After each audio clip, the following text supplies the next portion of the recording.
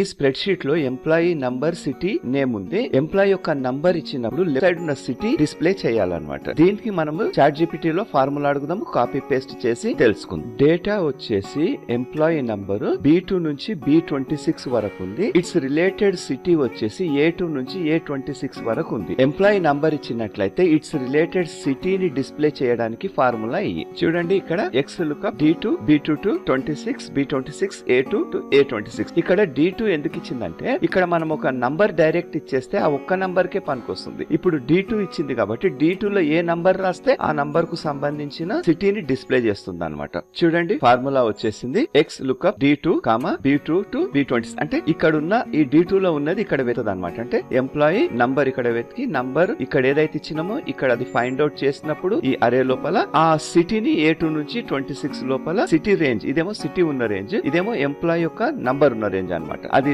ఈ రెండు ఈక్వల్ గా ఉన్నప్పుడు ఆ సిటీని డిస్ప్లే చేస్తుంది అనమాట. ఓకే, మనం ఇప్పుడు ఆ ఫార్ములాను కాపీ చేసుకొని ఎక్సెల్ షీట్ కి వెళ్దాం. ఎక్సెల్ షీట్ కి వెళ్ళి పేస్ట్ చేద్దాం. చూడండి ఇక్కడ D2 లో ఎందుకు D2 లో ఏం లేదు కాబట్టి ఇట్లా వచ్చింది. ఇప్పుడు D2 లో మనము ఇద్దాం. ఏది నేను 105 అని ఒక ఎంప్లాయీ నంబర్ ఇచ్చేసినాను. చూడండి 105 ఢిల్లీ అని వచ్చింది. ఇక్కడ వచ్చి చూద్దాం. 105 ఏముంది ఇక్కడ ఢిల్లీ అని ఉంది. ఓకే, అంటే మనం ఇక్కడ ఏది చేంజ్ చేస్తుంటే అది వస్తుంది. ఇప్పుడు నేను ఇక్కడ 106 అని ఇస్తాను. 106 చూడండి ఆ ఢిల్లీ పోయి పూనా వచ్చేసింది. 106 ఏముంది పూనా ఉంది. ఓకే, అంటే ఈ ఫార్ములా వల్ల మనము లెఫ్ట్ సైడ్ ఎక్స్ లుకప్ నుంచి లెఫ్ట్ సైడ్ వెతుకోవచ్చు, రైట్ సైడ్ వెతుకోవచ్చు.